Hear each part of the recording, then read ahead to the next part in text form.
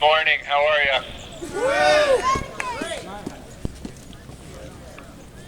Folks, I'd like to thank you all for coming out here today to join us this opening day, the 2015 session of the Arizona State Legislature for this marijuana legalization rally.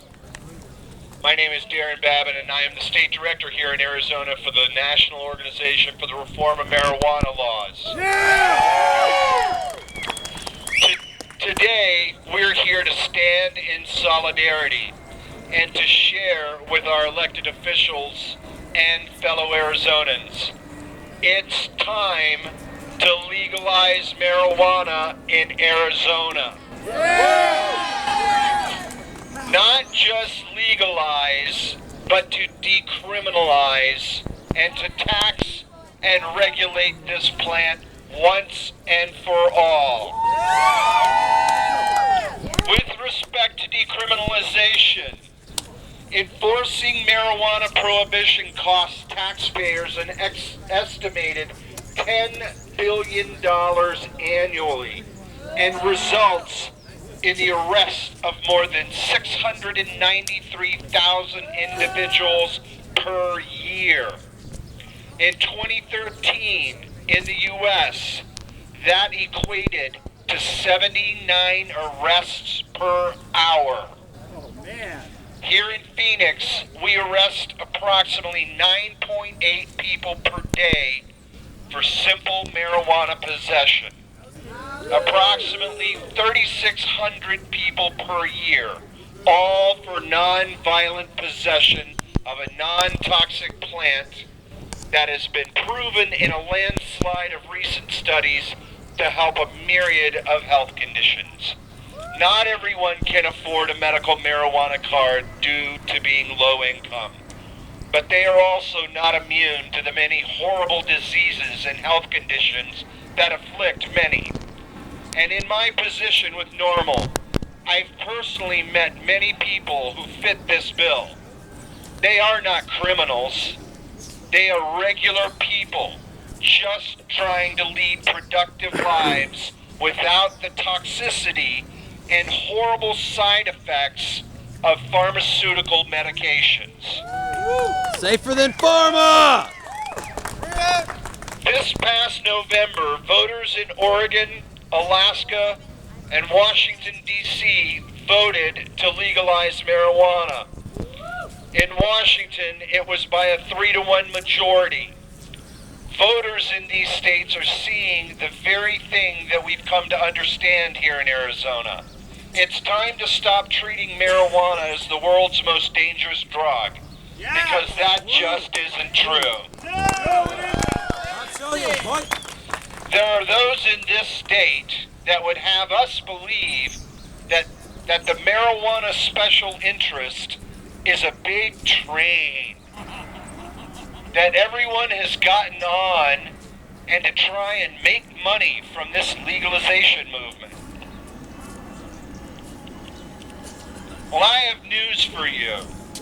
The special interest groups that would speak out against what the voters in this country are choosing to do, they themselves are funded special interest groups. Yeah. And reinforce what we already know. The fight against legalization is one of self-interest for those in law enforcement.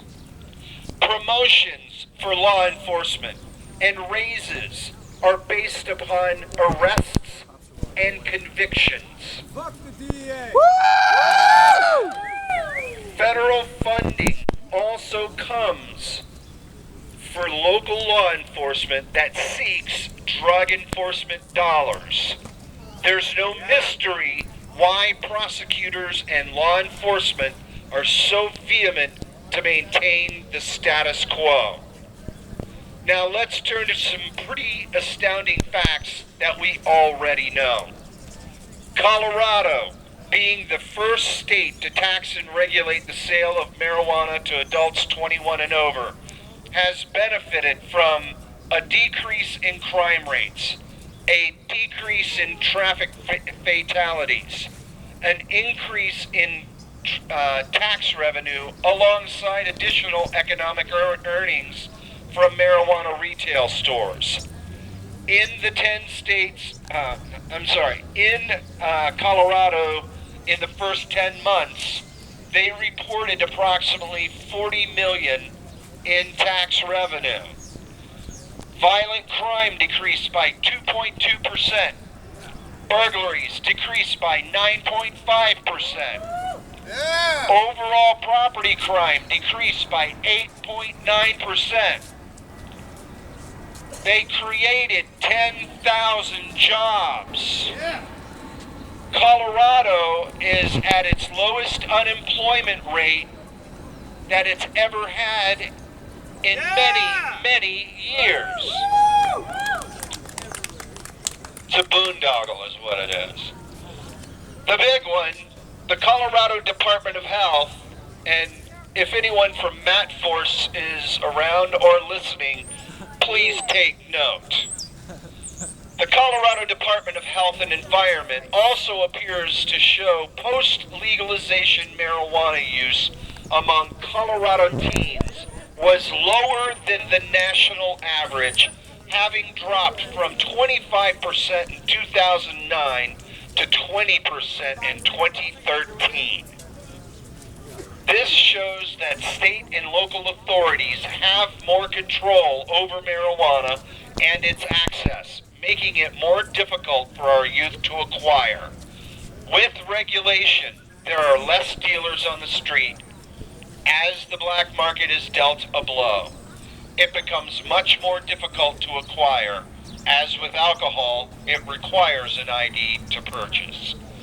The picture painted above is not difficult to comprehend. Arizona needs this type of shift in our economic climate. Scottsdale is one of our most affluent cities in all of the United States. But did you know that the children in Scottsdale only go to school a half a day on Wednesdays? Because there's not enough money in the budget to pay teachers to make it a full day. In Scottsdale, our children suffer in one of the most affluent cities in all the country here in Arizona. Is there a solution? Yes. Absolutely. Colorado's done it. Washington has done it. Alaska and Oregon have just now joined these states in their smart fiscal decision to better themselves. It's time for Arizona to make a change for the better, to pay our teachers, to send our kids to school for a full week, to give the people the rights they seek, as others successfully have across our great country. And make no mistake, folks, Arizona already benefits from the revenue generated by medical marijuana in this state. Between July 1st, 2013 to June 30th, 2014, the Department of Health Services appropriated $7,282,513.81 of revenue, marijuana revenue generated for them to use at their leisure to help run the state. That you should be asking questions about, folks. We respectfully ask you, our elected officials, to hear the science, hear the economics, and hear the voices of your constituents. Legalize marijuana in Arizona. Thank you. Thank you, ladies and gentlemen. Thank you, Darren Babin. Hey, we have generated such a large crowd now that we've been asked to move the crowd over there for the continuing speech. People are starting to come in. Please if we can get the bulk of the crowd over in the lawn, we'll continue with our